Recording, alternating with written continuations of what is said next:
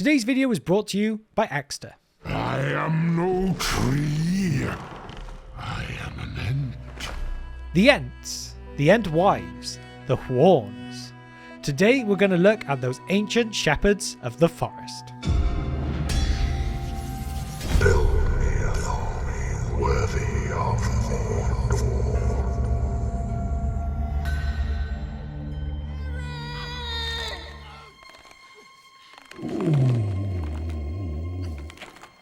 Welcome everyone, as we are going to take a little walk through the forests of Middle-earth today.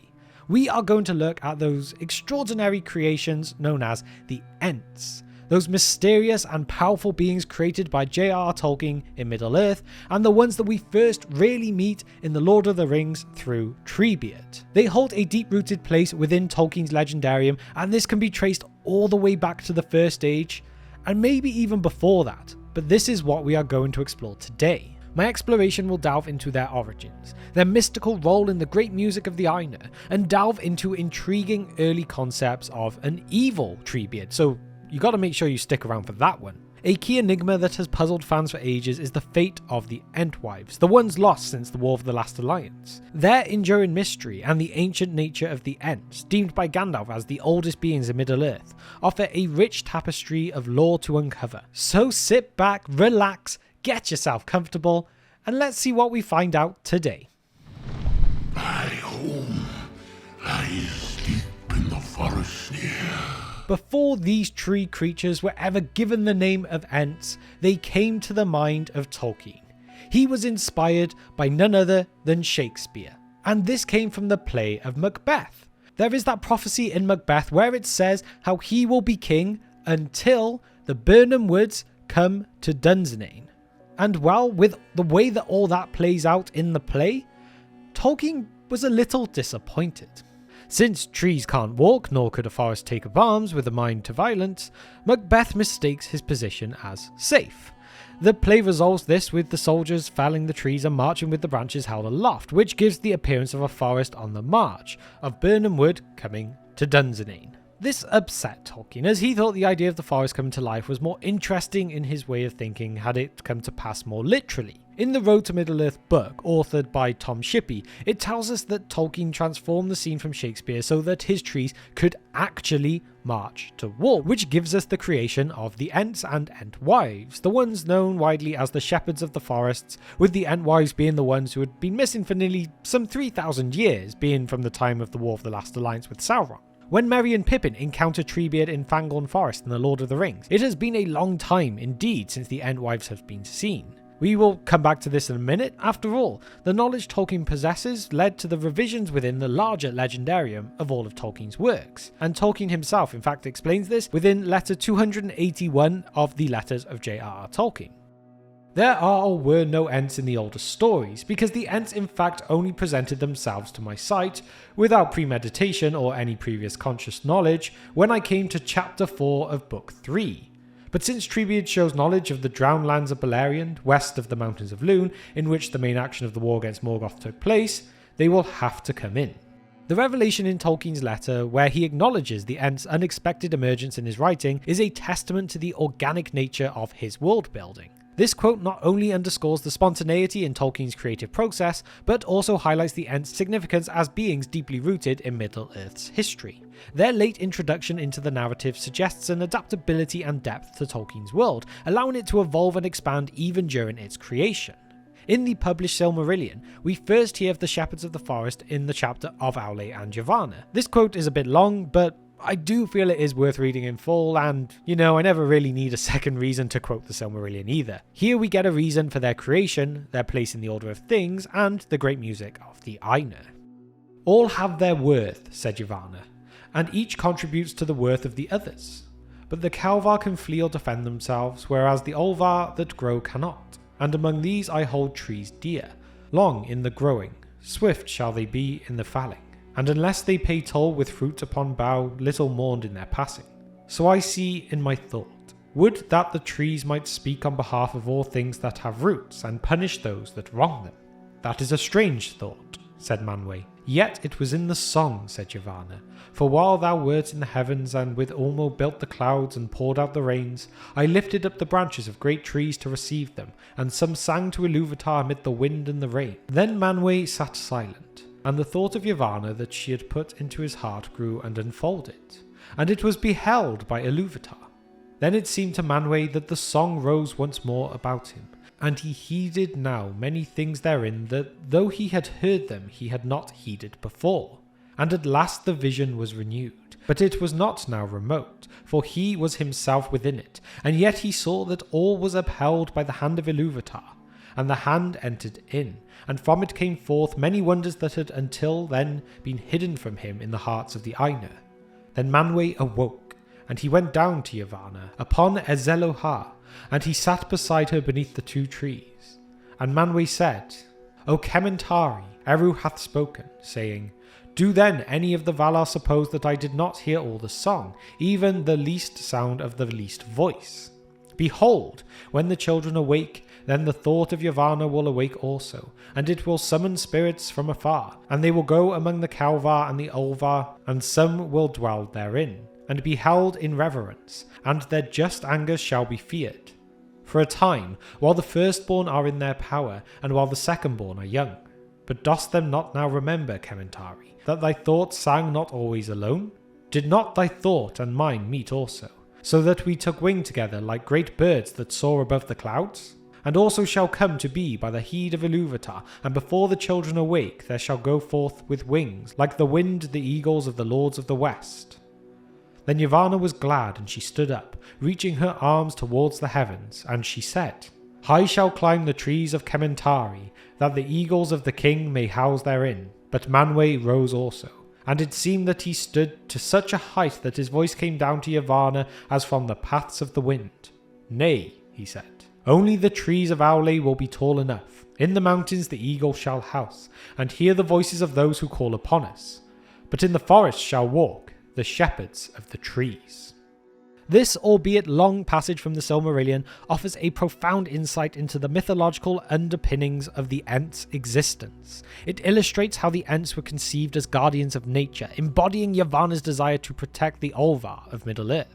This divine purpose sets the stage for their role as more than mere characters. They are integral to the balance of the natural world, representing a force against destruction and imbalance brought by others. The next known reference to the Ents in the Silmarillion comes from the time referring to them similarly as the Shepherds of the Trees, which again gives their place in the order of nature established by the Valar. Their actions here are mentioned in context of the dwarvish attack on Menegroth. Afterwards, on their escape through Osiriand, the Shepherds of the Forest catch them in their ambush. Thus it came to pass that when the dwarves of Nogrod, returning from Menegroth with diminished host, came again to Sarn Athrat, they were assailed by unseen enemies. For as they climbed up Gelion's banks, burdened with the spoils of Doriath, suddenly all the woods were filled with the sound of elven horns, and shafts sped upon them from every side. There very many of the dwarves were slain in the first onset, but some escaping from the ambush held together, and fled eastwards towards the mountains. And as they climbed the long slopes beneath Mount Dolmed, there came forth the Shepherds of the Trees, and they drove the dwarves into the shadowy woods of Ered Linden, whence, it is said, came here one to climb the high passes that led to their homes. Here, the Silmarillion provides a glimpse into the active role of the Ents in Middle-earth's history. Their intervention in the aftermath of the dwarvish attack on Menegroth highlights their capability for agency and action, contrary to their later depiction as slow to action. This engagement in the conflicts of Middle-earth demonstrates the complexity of their role, balancing their inherent peaceful nature with a fierce protective instinct when the forests they shepherd are threatened. So let's just pause the video for a moment now, because I have a great deal for you all from our sponsor, Ekster, the innovators behind the first trackable wallet. Right now they are running an amazing Christmas sale, which is giving you 50% off, but that is not all. If you use my code, The Broken Sword, or follow the link down below, you can get an extra 5% off as well. 55% off your Christmas gifts? It's a great idea. But you may be wondering, why should I get excited about Ekster? Well, super slim design, quick card access, RFID protection, sustainable choices, solar powered tracker. This all means keeping hold of your items is so much easier and, most importantly, safer. And I know you guys wanted it, so here's a cherry on top. If you spend over $90 on their Christmas sale, you also get a free gift bag as well. So what are you waiting for?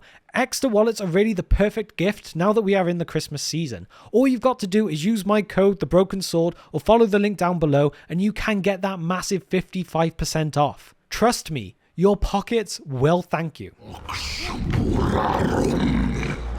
It's talking, Mary. The tree is talking. The book set of the history of Middle-earth has been a game changer in the world of Tolkien's Legendarium.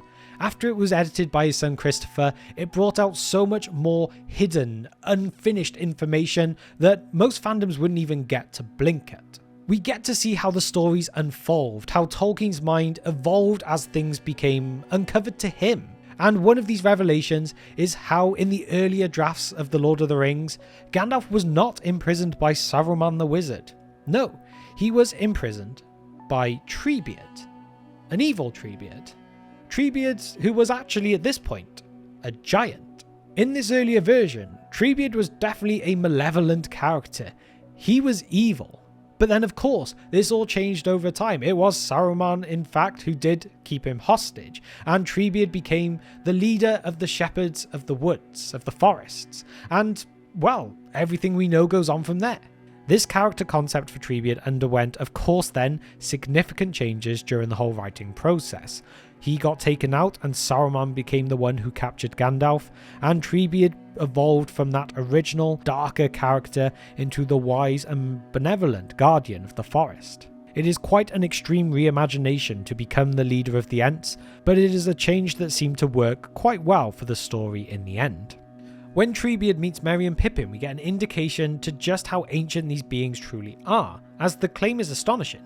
In Treebeard's own account, the Ents were awakened and taught to speak by the elves, and of the Ents of antiquity, he is one of 3 who remain, the others being Leaflock and Skimbark.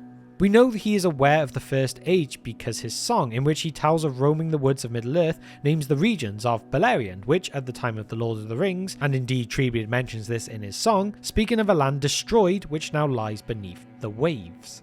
Furthermore, he speaks of valleys within Fangorn Forest where the great darkness never lifted, and here he refers to a period of time when Morgoth ruled, implying that the Ents were older than the enemy of the First Age of the world, which gives them a unique antiquity hard to reconcile with our knowledge of the Silmarillion as it is published. It is possible he refers to a time before Morgoth was considered the enemy of all the works of Eru and the Valar, but we of course cannot be certain of this. Treebeard himself is a different matter. Interestingly, his name in Sindarin is the same of the forest in which he dwells, Fangorn. There is a widespread belief that Tolkien's friend C.S. Lewis, author of the Chronicles of Narnia, was the basis for Treebeard in particular. While he could find no primary evidence for this in Tolkien's lettings or writings, it seems to come from the popular biography by Humphrey Carpenter, J.R. Tolkien, a biography, published in 1977. It is important because it stands as the first authorized biography, and the author did meet with Tolkien himself. Even though it has never been confirmed, it is a nice thought to think that Tolkien did this. Stay out of the forest! Keep away from the tree! While the movie trilogy adaptation did a fairly good job with representing the Ents, it left out one of the family members, if you will, of the trees, and that is the Huorns. These are the lesser known but equally fascinating members of the tree family, if you will. They lived within the depths of Fangorn Forest, and these were the ones that blurred those lines between Ents and trees just that little bit more. It's that strange grey area where maybe some trees grew a sense of consciousness and became more Entish, or there were Ents that had become static for so long that they became more tree-like. It's this middle ground here where the Huorns seem to exist. This dual nature of the Huorns adds an intriguing layer to their existence, reflecting the complexity of their relationship with the forest and its inhabitants. Treebeard, the wise and ancient Ent, shows a marked reluctance to speak to the Huorns though. He describes them as wild and queer, hinting at a level of unpredictability and autonomy that even the Ents find unsettling. This reticence suggests a deeper, perhaps darker aspect of the forest, where the line between sentient and insentient is mysteriously blurred. The Huorns played a significant role in maintaining the balance of Fangorn Forest though, acting as silent, vigilant guardians. They are instrumental in keeping the forest relatively free from the incursion of orcs and other malevolent forces. Their presence underscores the forest's resilience and the hidden strength that lies within its seemingly tranquil confines. In the Battle of Helm's Deep, the Huorns demonstrate the formidable power of nature when they are roused to anger. As the orcs of Isengard, perpetrators of deforestation and environmental destruction, flee into their midst, they face the wrath of these vengeful beings. This scene vividly illustrates one of Tolkien's recurring themes, nature's retribution against those who would seek to harm it. The Huorns in this context emerge as symbols of nature's indomitable will, a force that cannot be subdued or ignored. Furthermore, when considering the Huorns within the broader tapestry of folklore and mythology, parallels can be drawn to other mythological animated trees. This comparison enriches our understanding of Tolkien's creations, situating them within a larger tradition while highlighting their unique characteristics in the mythos. The omission of the Huorns from the film adaptation perhaps stems from their fantastical and complex nature, which might have posed a challenge to visually represent. However, their absence in the movies does not diminish their importance in the world that Tolkien crafted, where they remain a fascinating and integral part of Middle-earth's rich ecology. Really, the Huorns of Fangorn Forest embody a fascinating aspect of Tolkien's world, representing the fluid boundary between the natural and the supernatural. Their presence adds depth to the lore of Middle-earth, emphasizing themes of ecological balance, the intrinsic power of nature, and the consequences of its exploitation. Wake the dead! Release the river! From the earliest clashes we can see between the Ents being involved in battles and wars with any other beings of Middle-earth, it appears as though they were set up to be protecting the forests from those dwarven axes, the ones that want to cut them down. But really, within all the histories, you don't actually see many instances where Ents get involved in any of the wars with elves, dwarves, humans, or orcs. They make appearances here and there, but they are not readily involved all of the time. It is Treebeard in The Lord of the Rings who claims that Melkor took the Ents and manipulated them to make the trolls, in the same way it is claimed that elves were taken and manipulated into orcs. They were seen as being made as insults to Eru's creations. But like a lot of other things that Melkor tried, he failed in this aspect as well. He couldn't match what the Ents were. These guardians were too strong, and although the trolls were strong in themselves, they couldn't quite match up to an Ent. But kind of like I said, it is unknown for sure if the Ents did play any direct role in those wars against Morgoth in those early years, but we can also not rule it out. There's nothing to claim yes or no to this. They may have been involved in a little bit here or a little bit there, or maybe if someone came into their lands, but as a direct army on the battlefield, maybe not so much. But more is known about Isengard, around which were once huge green forests. Saruman, having gone over to the side of Sauron, or at least feigned to, launched the production of orcs, but this required trees, which the orcs began to cut down. After learning about this, Treebeard called all the remaining Ents in the area and went on his last campaign. There were also Huorns among the Ents. Together, they demolished all the buildings around the fortress, destroying the dam and the orcs inside, and Saruman remained imprisoned in his tower. At this time, Gandalf comes to the aid of Helm's Deep, who push the orcs into the forest with the Rohirrim army, but people do not go further. The escaped orcs, who attempt to hide in the forest, learn that it is filled with those Huorns, and the fate of those who try to escape, it becomes very clear what happened to them in the end. After the fall of Sauron, Aragorn arrived to Isengard, and the keys to the tower were given over to him. Aragorn gave the Ents the entire territory surrounding Isengard, and after a while, everything flourished. A garden was founded on the site of the former orc buildings, and there was a lake nearby into which the river flowing through Isengard flowed. Despite the fact the Ents have been living for a very long time, over time they grow old and become trees that they themselves once guarded. So we can say, as the ages pass then in Middle-earth again, all the Ents almost certainly became ordinary trees. So there we have it, as we conclude our journey through the forests of Middle-earth today, where we've looked at the Ents, the Entwives, and the Huorns. We can see the profound significance that their role plays within all of Tolkien's legendarium. Originating from Tolkien's initial desire and disappointment in Shakespeare's forests, he looked at that and went, you know what, I can do one better, and then we got the Ents. And by the end of it, like many of the ideas that Tolkien came up with, the Ents became more than just mythical creatures. They became guardians of nature and symbols of its indomitable spirit. The Huorns, blurring the line between tree and Ent, add a layer of mystery and depth, embodying the forest's silent power. This exploration has not only revealed the intricate details of these beings, but also highlighted the broader themes of Tolkien's work, a deep reverence for nature and a warning against its exploitation. The unresolved enigma of the Entwives adds to the rich tapestry of Tolkien's universe, inviting us to ponder and imagine. So, in Tolkien's world, where myth meets nature, the Ents stand as a timeless message of the natural world's majesty and mystery. And with that now though, it is time for my question of the day, which is, what do you think about the idea of the evil Treebeard? Do you think it was a good thing that he is no longer an evil giant?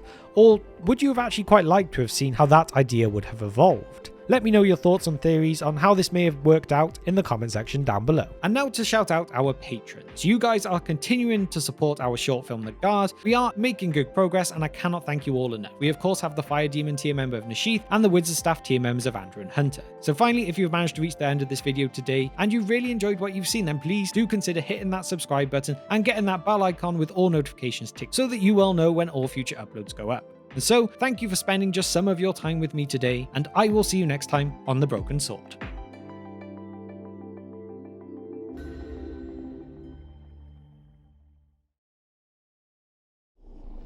We only just finished saying good morning.